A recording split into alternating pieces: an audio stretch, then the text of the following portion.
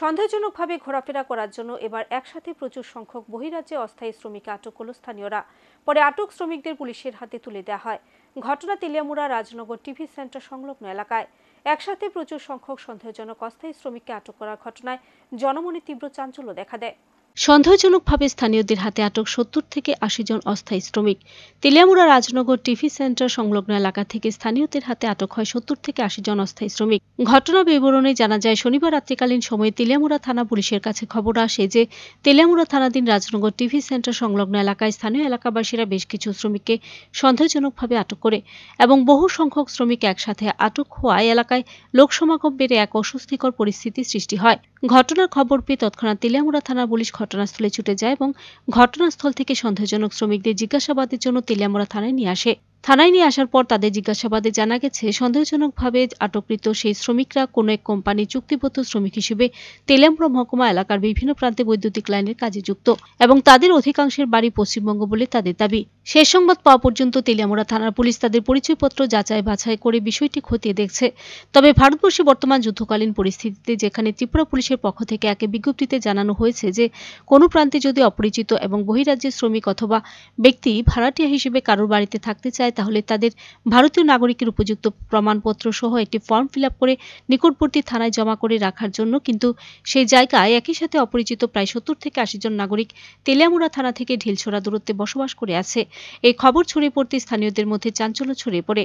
তাই এলাকাবাসী সম্মিলিত প্রচেষ্টায় অপরিচিত সেই শ্রমিকদেরকে আটক করে তেলিয়ামুড়া থানা পুলিশের হাতে তুলে দেয়। এখন দেখার বিষয় তেলিয়ামুড়া থানা পুলিশ সঠিক তদন্তক্রমে তাদের আসল পরিচয় জানতে কতটুকু সক্ষম হয়। এখানে গতকাল রাত্রেবেলায় আমাদের তেলিয়ামুড়া যে টিভি সেন্টার আছে কালীবাড়ি, ওইখানে অনেকজন লোক জমা হয়। তারপর এখান থেকে খবর আসে যে অপরিচিত এতজন লোক জমা হয়েছে, কি কারণ এটা। হ্যাঁ, অনেকে অনেক রকমের সন্দেহ করছে। তখন আমরা যাই, গিয়ে দেখি যে তারা নেপকোর আন্ডারে ইন্ডিগ্রেট যে লাইনের কাজ নিয়েছে, তাদের এইগুলা এঙ্গেজ করা লেবার। তো এখন আমাদের থানায় তাদেরকে ডেকে এনেছি, তাদের পরিচয়পত্র, তাদের মোবাইল নাম্বার আমরা রাখছি আমাদের তেলিয়ামুড়ার সিকিউরিটির জন্য, সেফটির জন্য। এবং তারা আগামী ২৭ তারিখ অবধি আমাদের এই তেলিয়ামুড়াতে থাকবে এবং এই নেপকোর আন্ডারে যতটা কাজ আছে ওয়ারের, ওই কাজগুলা করবে। তারা বেসিক্যালি তারা পশ্চিমবঙ্গের লোক। স্যার, একটা অংশ থেকে দেখা যাচ্ছে যে ত্রিপুরা পুলিশের পক্ষ থেকে কিন্তু জানানো হয়েছে যারা বাড়ির মালিক রয়েছে ভাড়াটিয়াদের সম্পূর্ণ তথ্যাদি সহ থানাতে একটা ফর্মের মাধ্যমে জমা দেওয়ার জন্য।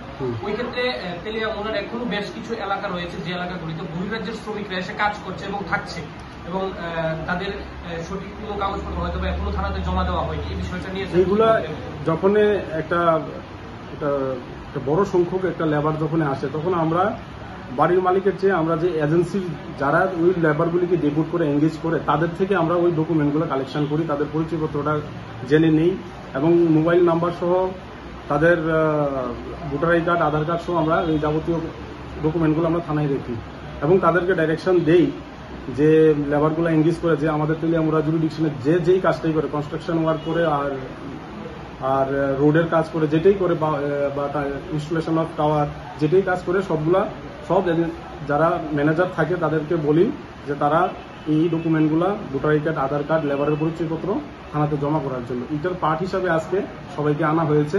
তারা তাদের ডকুমেন্ট জমা দিচ্ছে। আরও কিছু আছে, আসবে, তারাও দিয়ে যাবে।